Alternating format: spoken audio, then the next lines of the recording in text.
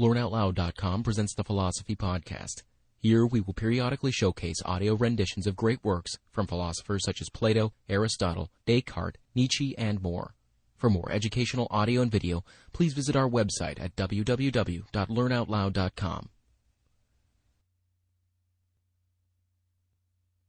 Second Treatise of Government by John Locke, published in 1689. From Chapter 2 of the State of Nature.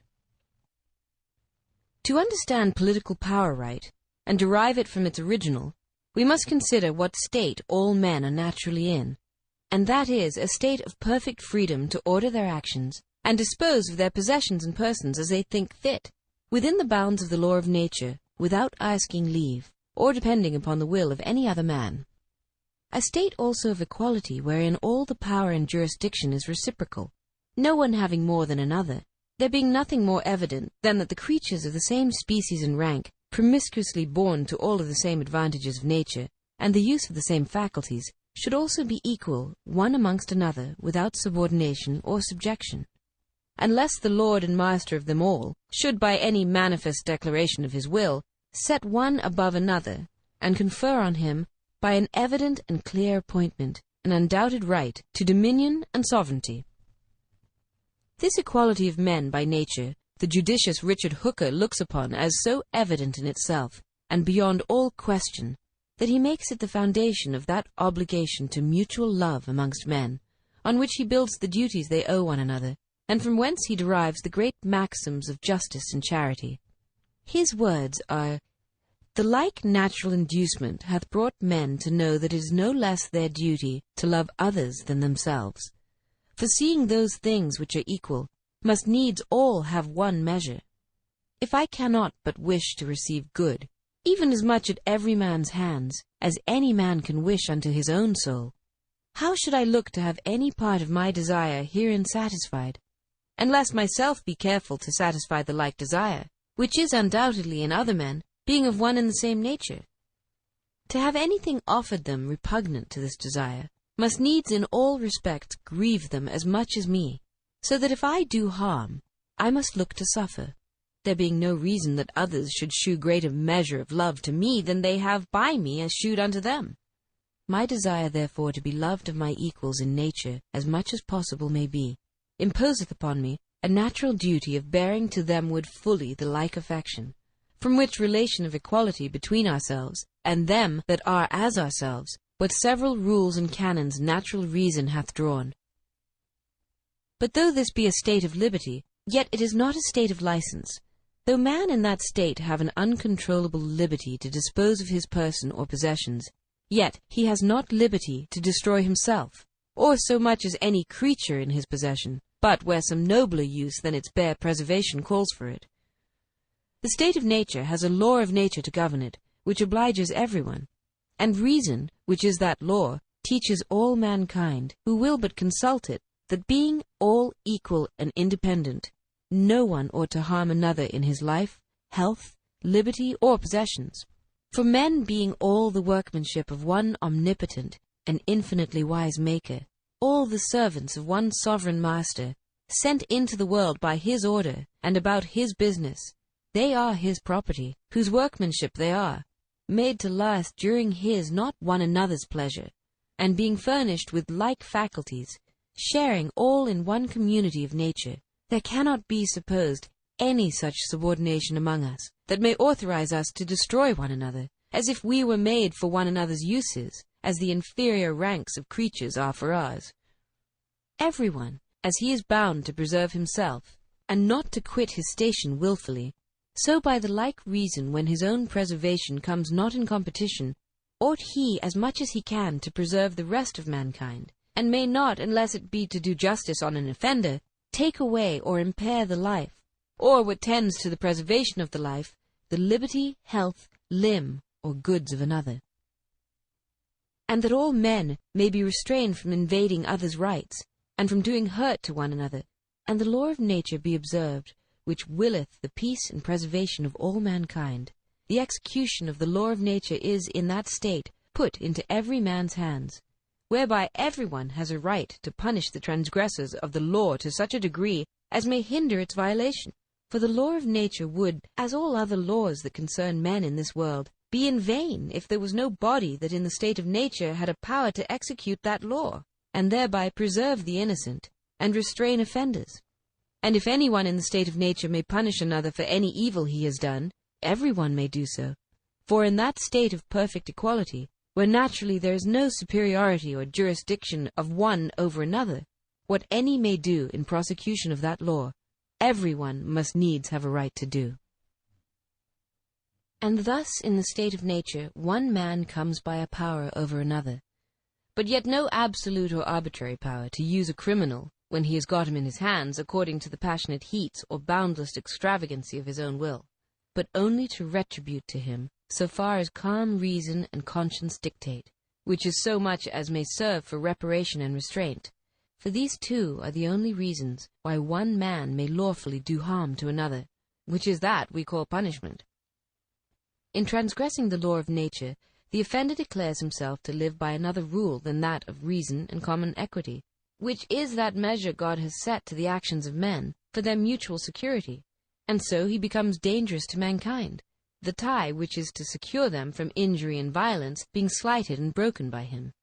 which being a trespass against the whole species, and the peace and safety of it, provided for by the law of nature, every man upon this score, by the right he hath to preserve mankind in general, may restrain, or where it is necessary, destroy things noxious to them, and so may bring such evil on any one who hath transgressed that law, as may make him repent the doing of it, and thereby deter him, and by his example others, from doing the like mischief. And in the case, and upon this ground, every man hath a right to punish the offender and be executioner of the law of nature. I doubt not, but this will seem a very strange doctrine to some men. But before they condemn it, I desire them to resolve me by what right any prince or state can put to death or punish an alien for any crime he commits in their country. It is certain their laws, by virtue of any sanction they receive from the promulgated will of the legislative, reach not a stranger. They speak not to him, nor if they did is he bound to hearken to them. The legislative authority by which they are in force over the subjects of that commonwealth hath no power over him. Those who have the supreme power of making laws in England, France, or Holland are to an Indian, but like the rest of the world, men without authority, and therefore, if by the law of nature every man hath not a power to punish offences against it, as he soberly judges the case to require, I see not how the magistrates of any community can punish an alien of another country, since in reference to him they can have no more power than what every man naturally may have over another. Besides the crime which consists in violating the law and varying from the right rule of reason, whereby a man so far becomes degenerate, and declares himself to quit the principles of human nature, and to be a noxious creature, there is commonly injury done to some person or another, and some other man receives damage by his transgression, in which case he who hath received any damage has, besides the right of punishment common to him with other men, a particular right to seek reparation from him that has done it. And any other person who finds it just may also join with him that is injured, and assist him in recovering from the offender so much as may make satisfaction for the harm he has suffered.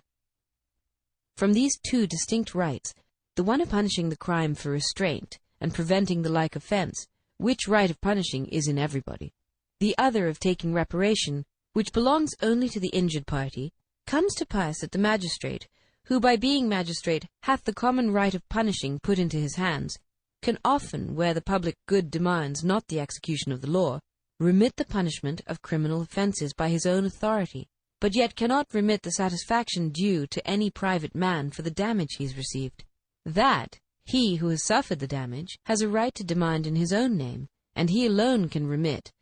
The damnified person has this power of appropriating to himself the goods or service of the offender, by right of self-preservation, as every man has a power to punish the crime, to prevent its being committed again, by the right he has of preserving all mankind, and doing all reasonable things he can in order to that end. And thus it is that every man in the state of nature has a power to kill a murderer, both to deter others from doing the like injury, which no reparation can compensate, by the example of the punishment that attends it from everybody, and also to secure men from the attempts of a criminal, who having renounced reason, the common rule and measure God hath given to mankind, hath by the unjust violence and slaughter he hath committed upon one, declared war against all mankind, and therefore may be destroyed as a lion or a tiger, one of those wild savage beasts with whom men can have no society nor security. And upon this is grounded that great law of nature: whoso sheddeth man's blood, by man shall his blood be shed. And Cain was so fully convinced that everyone had a right to destroy such a criminal, that after the murder of his brother he cries out, "Every one that findeth me shall slay me." So plain was it writ in the hearts of all mankind. By the same reason may a man in the state of nature punish the lesser breaches of that law. It will perhaps be demanded with death. I answer, each transgression may be punished to that degree, and with so much severity as will suffice to make it an ill bargain to the offender, give him cause to repent, and terrify others from doing the like. Every offense that can be committed in the state of nature may in the state of nature be also punished equally, and as far forth as it may in a commonwealth. For though it would be besides my present purpose to enter here into the particulars of the law of nature, or its measures of punishment, yet it is certain there is such a law, and that too as intelligible and plain to a rational creature and a studier of that law as the positive laws of commonwealths, nay, possibly plainer,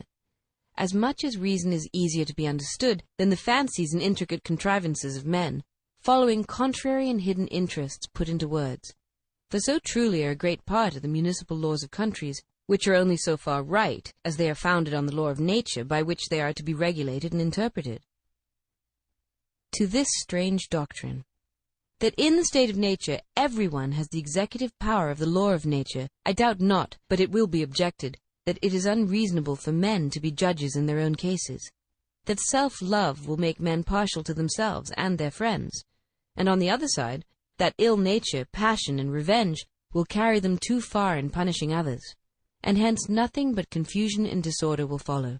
and that therefore God hath certainly appointed government to restrain the partiality and violence of men. I easily grant that civil government is the proper remedy for the inconveniences of the state of nature, which must certainly be great, where men may be judges in their own case, since it is easy to be imagined that he who was so unjust as to do his brother an injury will scarce be so just as to condemn himself for it. But I shall desire those who make this objection to remember that absolute monarchs are but men, and if government is to be the remedy of those evils, which necessarily follow from men's being judges in their own cases, and the state of nature is therefore not to how much better it is than the state of nature where one man commanding a multitude has the liberty to be judge in his own case, and may do to all his subjects whatever he pleases, without the least liberty to any one to question or control those who execute his pleasure? And in whatsoever he doth, whether led by reason, mistake, or passion, must be submitted to.